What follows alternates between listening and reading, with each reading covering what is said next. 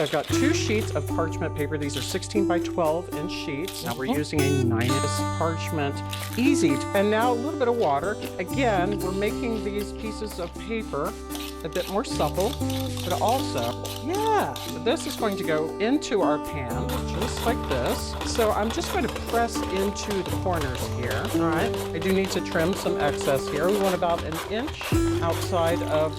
So we're starting with eggs. I'm using 7 large eggs. We're using a big food processor. You want one that's at least 14 cups.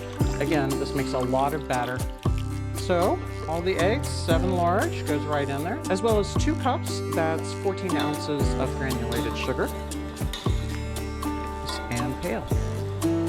So that's looking good, nice and pale.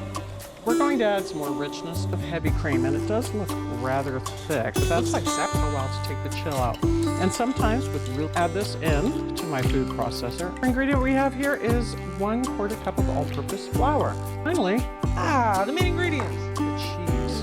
2 1/4 pounds of sit out. Take a little bit of the chill off. 36 ounces if you're doing the math. You need a big food processor. Exactly. So this should do it.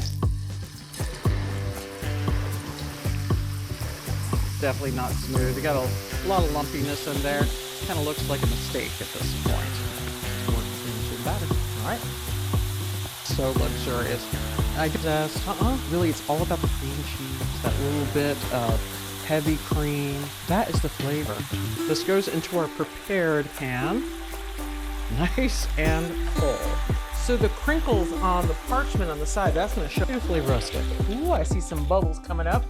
Now, what you don't see here is a kettle full of water. You're going to put it on a rimmed baking sheet, and that's just really to make it easy to get it in and out of. I want this to get really, really dark. So 425, again, no water bath. Center is 155 degrees. It's going to stay in there for 45 to 55 minutes, but as always, it's a good idea to check a little early. Okay.